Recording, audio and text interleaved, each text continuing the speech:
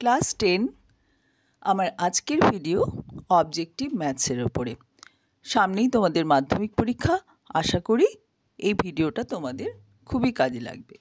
তো আজকে আমাদের আলোচ্য বিষয় কি না, পূরক কোণের ত্রিকোণমিতিক অনুপাত অর্থাৎ কমপ্লিমেন্টারি অ্যাঙ্গেলের ওপরে আমি ট্রিগোনোমেট্রিতে যে চ্যাপ্টারটা রয়েছে সেটা নিয়ে আজকে তোমাদের আলোচনা করব। তো এই চ্যাপ্টারটা আলোচনা করার আগে দুটো বেসিক জিনিস আমাদের জানতে হবে। সেটা হচ্ছে পূরক কোণ কাকে বলে। পূরক কোণ কাকে বলে না, দুটো কোণের সমষ্টি যদি 90 ডিগ্রি হয় তাহলে একটা কোণকে আরেকটা কোণের পূরক কোণ বলে। ধরো 30 ডিগ্রি আর 60 ডিগ্রি, এই দুটো কোণকে যোগ করলে কত হয়? 90 ডিগ্রি। 30 আর 60 90, তাহলে 30 ডিগ্রি কোণকে আমরা বলবো 60 ডিগ্রি কোণের পূরক কোণ, আবার উল্টো দিক থেকে 60 ডিগ্রি কোণকে বলবো 30 ডিগ্রি কোণের পূরক কোণ। এরকম 20 ডিগ্রির পূরক কোণ কত হবে? 90 থেকে 20 বাদ দেবো, 90 থেকে 20 বাদ দেবো, তাহলে কত পাই? 70। তাহলে 20 ডিগ্রির পূরক কোণ হচ্ছে 70 ডিগ্রি। 20 আর 70 যোগ করলে 90 হয়। আবার 70 ডিগ্রি পূরক কোণ হচ্ছে 20। অর্থাৎ একটা কোণ যদি বলে দেওয়া থাকে, ধরো 20 ডিগ্রি যেমন এখানে বলা ছিল, তার পূরক কোণ বার করতে গেলে আমাদের কি করতে হবে? 90 থেকে সেই কোণটাকে বাদ দিতে হবে।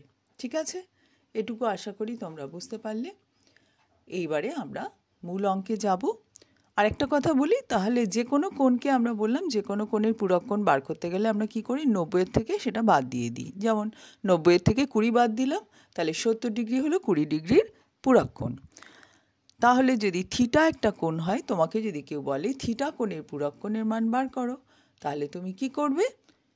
90 থেকে থিটা বাদ দেবে, অর্থাৎ 90 মাইনাস থিটা হচ্ছে থিটা কোণের পূরক কোণ। ঠিক আছে, বুঝতে পারলে তোমরা সবাই? এবারে দেখো আমরা কি করব, ফর্মুলাগুলো একটু আমরা দেখে নেব, কেমন? আচ্ছা, এই কটা ফর্মুলা আমাদের বইতে প্রথমেই আছে, তো বই থেকে তো দেখতেই পারো, আমি আলাদা করে তোমাদের দেখিয়ে দিচ্ছি। 1 নম্বর ফর্মুলা কি বলা আছে? Sine 90 degree minus theta equal to cos theta. আর কস 90 মাইনাস থিটা কত? Sine theta.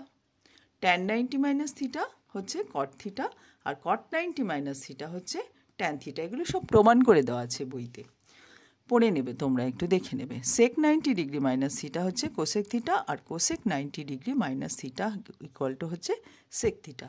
আমরা মনে করার জন্য, মনে রাখার জন্য সহজে এরভাবে বলি, সাইন আর কস, সাইনের সঙ্গে কস, ট্যানের সঙ্গে কট, আর সেকের সঙ্গে কোসেক। এবার তুমি নিজের মতো বসিয়ে নাও, সাইন 90 মাইনাস থিটা যেমন কস থিটা, আবার কস 90 মাইনাস থিটা হচ্ছে সাইন থিটা। তোমরা মনে রাখার জন্য মনে মনে ভাববে সাইনের সঙ্গে cos, sine cos, tan cot, sec cosec, তাহলেই দেখবে খুব ভালো মনে থাকবে। এবারে চলো আমরা অঙ্কে চলে আসছি। প্রথম অঙ্কটা কি বলেছে? 67 ডিগ্রির পূরক কোণের মান কত? একটু আগেই বলেছি যে একটা কোণের পূরক কোণের মান বার করতে গেলে কি করতে হবে? 90 ডিগ্রি থেকেই কোণটা বাদ দিয়ে দিতে হবে। তো 90 থেকে 67 বাদ দিলে হয় 23, তাহলে 23 ডিগ্রি হলো 67 ডিগ্রির পূরক কোণের মান। ঠিক আছে, বুঝতে পারলে? একইভাবে যদি তোমাকে কেউ 26 ডিগ্রির পূরক কোণের মান বার করতে বলে, তুমি কি করবে? 90 থেকে 26 বাদ দেবে, দিয়ে এটা হবে অ্যান্সার।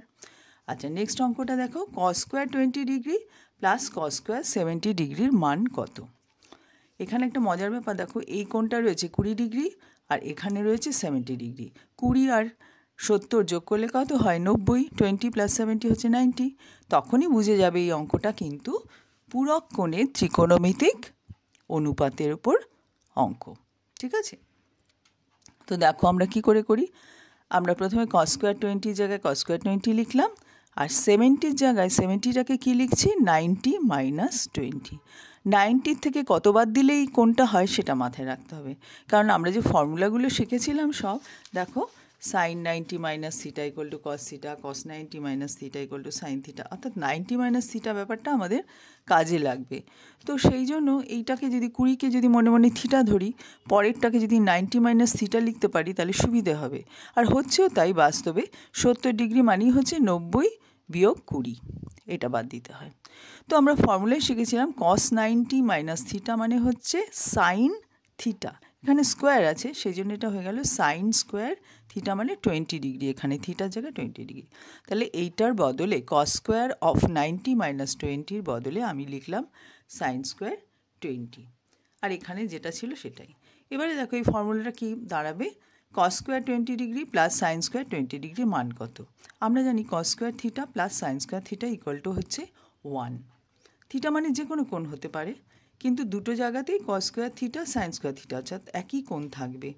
তো দেখো এখানেও 20 ডিগ্রি, এখানেও 20 ডিগ্রি আছে, তাহলে একই কোণের কস স্কোয়ারের মান প্লাস সাইন স্কোয়ারের মান হলে কি হয়, ফর্মুলা থেকে আমরা জানি 1, তাই আনসার হয়ে গেল 1।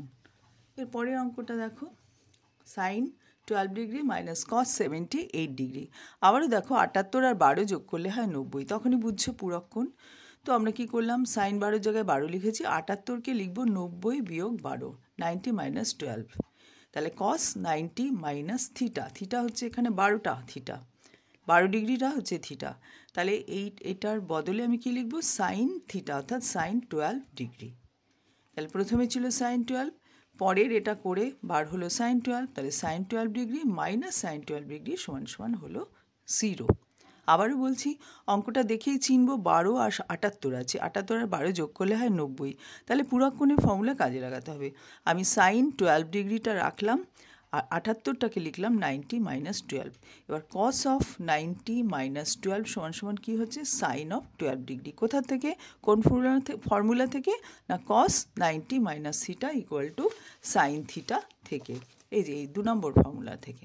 থিটার জায়গায় তুমি মনে মনে 12 বসাও, তাহলেই তো হয়ে যাচ্ছে 90 মাইনাস 12 হলে কস কস অফ 90 মাইনাস 12 মানে সমান সমান হচ্ছে সাইন অফ 12। থিটার জায়গায় 12 বসিয়েছি, সেই ফর্মুলা থেকে এটা হলো। এবার একই সংখ্যা থেকে একই সংখ্যা বিয়োগ দিচ্ছি, তাই এটা 0 হলো।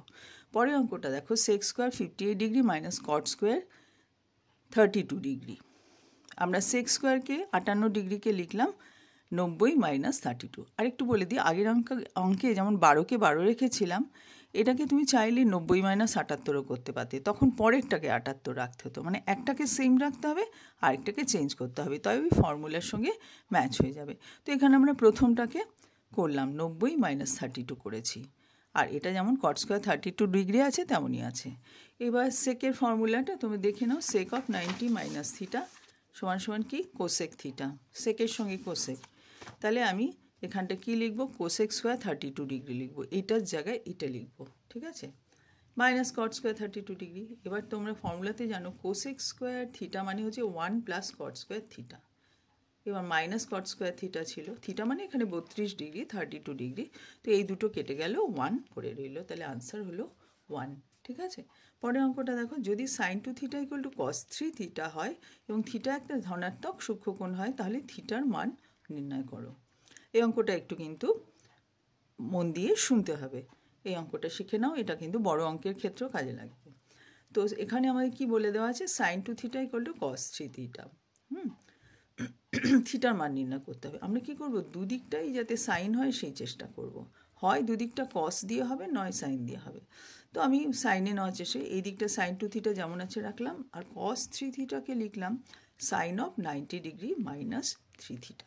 আমরা জানি ফর্মুলাটা যে সাইন 90 মাইনাস থিটা মানে হচ্ছে কস থিটা, অর্থাৎ কস থিটার জায়গায় আমি সাইন 90 মাইনাস থিটা লিখতে পারি। তো এখানে থিটা মানে হচ্ছে 3 থিটা আছে, ঠিক আছে, কোনটাই তো থিটা, এখানে কোনটা আছে 3 থিটা, তাই 90 ডিগ্রি মাইনাস 3 থিটা লিখেছি। এবার দেখো দুদিকটাই হচ্ছে সাইনের অ্যাঙ্গেল, এটা সাইনের 2 থিটা, এটা সাইনের একটা কোণ, দুটো কোণেরই মান সমান। যেহেতু থিটা ধনাত্মক সূক্ষ্মকোণ, আমরা জানি একটা কোণের জন্য সাইনের একই মান হয়, অর্থাৎ যেমন ধরো সাইন 30 মান হচ্ছে হাফ, তোমরা পড়েছো নিশ্চয়ই, সাইন 30 ডিগ্রি মানে হচ্ছে হাফ। এবার কেউ যদি 30টাকে এরকম লেখে sine of 90 degree minus 60 degree, তাহলে মানটা কি হবে, হাফই তো হবে, তাই না, কেন 90 থেকে 60 বাদ দিলে 30 হয়, আলটিমেটলি সেই সাইন 30, সেটার মান হাফ। এবার তাহলে কোনো অঙ্কে যদি তোমার এরকম বলা থাকে,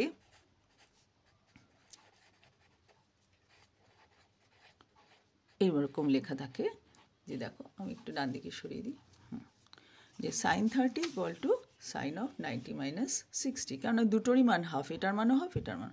তাহলে তুমি সঙ্গে সঙ্গে কী বুঝতে পারবে যে 30 ডিগ্রি ইকুয়াল টু হচ্ছে 90 মাইনাস 60 ডিগ্রি।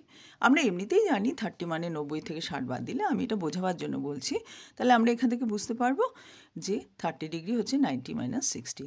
তার কারণ হচ্ছে একটাই মান দুটো ক্ষেত্রে। তো আমাদের একটা কোণের জন্য একটা কোণানুপাতের একই মান হয়। 30 ডিগ্রির জন্য সাইনের মান সবসময় হাফ, অন্য কিছু হবে না। তো কোথাও যদি লেখা থাকে সাইনের যে কোনো, ধরো না বললো না কোনটা কী, এটা জিজ্ঞাসা চিহ্ন যে সাইনের কোন কোন সমান সমান হাফ, তুমি সঙ্গে সঙ্গে বলে দেবে। ধরো এরকম বললো সাইন অফ জেড সমান সমান হাফ, তো জেড কত যদি তোমাকে কেউ বলে, তুমি সঙ্গে সঙ্গেই বলবে হচ্ছে 30 ডিগ্রি, কেননা একমাত্র 30 ডিগ্রির মানই হচ্ছে, সাইনের 30 ডিগ্রির মানই হচ্ছে হাফ। তো যেহেতু এখানে এত কথা বললাম এই কারণে, যেহেতু দুদিকেই লেখা আছে সাইন 2 থিটা আর sine of 90 degree minus 3 theta, আর মাঝখানে আছে সমান চিহ্ন, অর্থাৎ দুটো মানই সমান। দুটো মান যেহেতু সমান আর দুটো কোণানুপাতই হচ্ছে সাইন, তখনই আমরা বুঝে যাব কোন দুটোই আসলে সমান। সেই জন্য একই মান, বাদিকেও একই মান, ডান দিকেও একই মান, তাই জন্য মাঝখানে সমান চিহ্ন। তাই আমরা লিখলাম। এটা কিন্তু অনেকেই ভাবে যে সাইন সাইন কেটে গেল, তা কিন্তু নয়, এটা কিন্তু মাথায় রেখো। একই কোণের সাইন অবশ্যই, তা না হলে দুটো মান এক হতো না, বুঝতে পেরেছ? কেননা যে কোনো, যদি এখানে কস থাকতো আর এখানে সাইন থাকতো, তাহলে আমরা কিন্তু লিখতে পারতাম না যে 2 থিটা এগুলো। দুদিকেই হয় সাইন থাকতে হবে, যে কোনো একই কোণানুপাত থাকতে হবে, সাইন বা কস বা ট্যান। ধরো এখানে ট্যান 2 থিটা, এখানে ট্যান অফ 90 মাইনাস 3 থিটা, তাহলে আমরা লিখতাম 2 theta equal two 90 degree minus 3 theta. ওটা কিন্তু সাইন বা কস বা ট্যান কেটে যাচ্ছে তা না, যেটা এতক্ষণ বুঝলাম যে একটা কোণের সাইনের মান একই হয়। তো দুদিকে যে যা লেখা যে তার মাঝখানে যদি সমান চিহ্ন থাকে, তার মানেই হচ্ছে দুটো কোণ নিশ্চয়ই সমান, না হলে আর মানটা সমান হলো কী করে। তো সেই কারণে আমি এটা লিখলাম। এবার মাইনাস 3 থিটাকে বাদিকে নিলাম, তাহলে হলো 5 থিটা, ডান দিকে 90 ডিগ্রি, তাহলে থিটা হচ্ছে 90 ডিগ্রি বাই 5, অর্থাৎ 18 ডিগ্রি, 18 ডিগ্রি। বুঝতে পারলে? এর পরের অঙ্কটা সেক থিটা ইকুয়াল টু হচ্ছে কোসেক ফাই, এবং থিটার ফাই সূক্ষ্মকোণ। এটা কিন্তু সূক্ষ্মকোণের ক্ষেত্রে ব্যাপারটা হয়, সেই জন্য এটা বারবার বলে দিচ্ছে সূক্ষ্মকোণ। হ্যাঁ, সূক্ষ্মকোণের ক্ষেত্রে একই কোণানুপাতের কিন্তু একটাই নির্দিষ্ট মান হবে। আচ্ছা, তো তাহলে এখানেও সেই sec theta equal to cosec phi বলেছে, তাহলে আমাদের দুটো মান হচ্ছে সমান। তাহলে সেক থিটা, এবার কোসেককে আমি লিখতে পারি sake of 90 minus phi, cosec ফাইকে লিখতে পারি। আমাদের ফর্মুলা আছে সেক অফ 90 মাইনাস থিটা হচ্ছে কোসেক থিটা।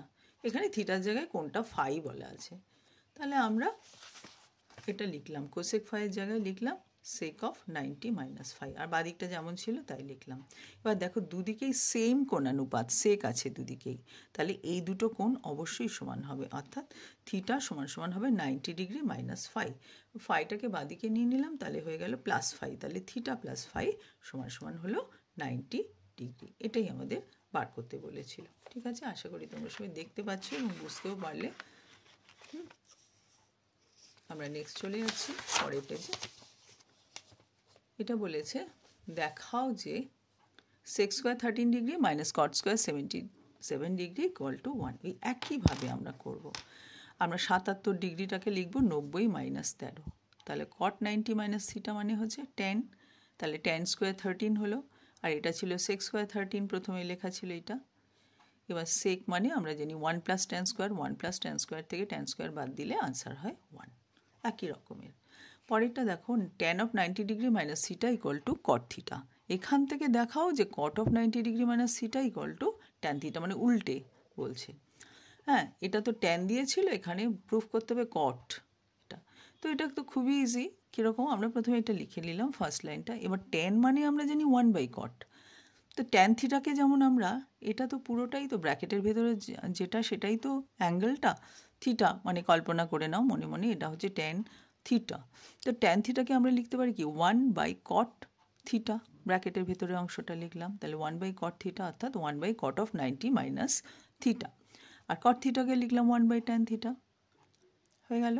এবারে দেখো উপরে আছে 1, অর্থাৎ লবটা সমান, তাহলে হরটাও সমান হবে কেন না মাঝখানে সমান চিহ্ন আছে, মাঝখানে যদি সমান চিহ্ন না থাকতো তাহলে আমি বলতে পারতাম না। লব তোমরা ভগ্নাংশের ক্ষেত্রে জানো তো এটা যে হয়, যেহেতু লবও সমান আর মাঝখানে দুটো ভগ্নাংশের মাঝখানে সমান চিহ্ন মানে কি দুটো ভগ্নাংশের মানই সমান, তাহলে হর যদি সমান না হয় তাহলে কি ভগ্নাংশ দুটো সমান হতে পারে? সেই জন্য হর দুটো সমান, অর্থাৎ কট অফ 90 ডিগ্রি মানে সেটা ইকুয়াল টু ট্যান থিটা, যেটা আমাদের প্রুফ করতে দিয়েছে। নেক্সট অঙ্ক হচ্ছে 10-এরটা, tan 70 degree into tan 20 degree এর সরলতম মান বার করতে বলেছি। আবারও দেখো 70 আর 20 যোগ করলে 90 হয়, তাহলে আমাদের কাজে লাগাতে হবে। 20টাকে আমি লিখলাম 90 মাইনাস 70। আমি যদি 20টাকে 20 রাখতাম তাহলে 70টাকে লিখতে হতো 90 মাইনাস 20, তাহলেও কিন্তু তোমরা পারতে। তোমরা নিজেরা ওইভাবে করে দেখবে। আমি যেমন এটাকে ভেঙেছি, তোমরা এটাকে ঠিক রেখে এইটাকে ভেঙে করে দেখবে, দেখবে একই উত্তর। তো তাই হলো। এবার ট্যান অফ 90 মাইনাস থিটা মানে হচ্ছে কট থিটা, অর্থাৎ কট 70 ডিগ্রি। এবার কট 70 ডিগ্রি মানে কি 1/tan 70 ডিগ্রি, তাহলে এই ট্যান 70 ইন্টু 1/tan 70 এই দুটো কেটে গেল, মানে ভাগ করে দিলাম এটা দিয়ে, তাহলে আনসার হলো 1। ওকে, নেক্সট হচ্ছে tan 50 degree equal two P/Q হলে সেক 40 ডিগ্রি কত? এটা দেখে মনে হতে পারবে বাবারে 50 থেকে সেকের 40, এখানেও ক্লুটা দেখো 50 আর 40 যোগ করলে হয় 90, তাহলে সেই পূরক কোণের ফর্মুলাই কাজে লাগবে। দেখা যাক কী করে করি। Tan of 50 degree equal two P/Q। এবার 50কে লিখতে পারি 90 মাইনাস 40, 90 মাইনাস 40, তা ট্যান অফ 90 মাইনাস থিটা, এটাকে থিটা ভাবছি, সমান সমান কী হয় কট থিটা, অর্থাৎ কট 40 ডিগ্রি। ডান দিকটা যেমন আছে তেমন। এবার কট 40 ডিগ্রি থেকে যদি আমি ট্যান 40 ডিগ্রি লিখতে চাই, কট মানে কি 1/tan, তাহলে ডান দিকটাও উল্টে যাবে, এটা যেমন উল্টে লিখলাম, তো এটা ডান দিকটা উল্টে গিয়ে কী হবে Q/P হলো। এবার সেক স্কোয়ার 40 ডিগ্রি মানে কি 1 প্লাস ট্যান স্কোয়ার 40 ডিগ্রি। আমরা তো জানি সেক স্কোয়ার থিটা মানে 1 প্লাস ট্যান স্কোয়ার থিটা, তো ট্যান স্কোয়ার 40 মানে এটার হোল স্কোয়ার করতে হবে, মানে Q/P²। এবার ভগ্নাংশে যোগ করে এটা পেলাম। এবার সেক স্কোয়ার 40 ডিগ্রি মানে তো এই পুরো মানটা পেয়েছিলাম, তাহলে সেক 40 ডিগ্রি হয়ে গেল এটার বর্গমূল। তা উপরের সংখ্যাটা লবের বর্গমূল করলাম, আর হরের বর্গমূল করলে কত হয় P হয়, P² বর্গমূল করলে P হয়, তো তাই আমি P লিখলাম। এটাই হলো আনসার। আশা করি বুঝতে পেরেছো। প্রত্যেকটা অঙ্কের একই টেকনিক, অঙ্কটা দেখে চিনে নেবে। যখনই দেখবে দুটো কোণের যোগফল 90 ডিগ্রি হচ্ছে তখনই বুঝবে পূরক কোণের ফর্মুলা আমাদের কাজে লাগবে। তখনই যে কটা ফর্মুলা শিখেছো সেইগুলোকে কাজে লাগিয়ে করব। একটা অ্যাঙ্গেলকে ঠিক রাখবো, যেমন ধরে এখানে এই যে 70কে ঠিক রাখলাম, 20কে লিখলাম 90 মাইনাস 70, একই অ্যাঙ্গেল দিয়ে আসবে। ট্যান অফ 90 মাইনাস থিটা হয়ে গেলে এটা কট 70 ডিগ্রি হলো। দেখো এখানেও ট্যান 70, এখানেও কট 70, একই অ্যাঙ্গেল রয়েছে, তবেই কিন্তু আমরা কাজটা করতে পারছি। প্রত্যেকটা অঙ্ক তোমরা প্রথমেই ভিডিওটা ভালো করে দেখে নাও, দেখে নিয়ে নিজেরা চেষ্টা করো এই অঙ্কগুলো। আটকালে পরে তখন আবার ভিডিও চালিয়ে দেখো। এরম করতে করতে যদি এই কটা অঙ্ক ভালো করে শিখে যাও তাহলে কিন্তু নতুন নতুন অঙ্ক তোমরা নিজেরাই করতে পারবে। আশা করি তোমরা বুঝতে পেরেছ। তোমাদের সামনের পরীক্ষার জন্য আমার শুভেচ্ছা রইল। ভালো থেকো। Thank you.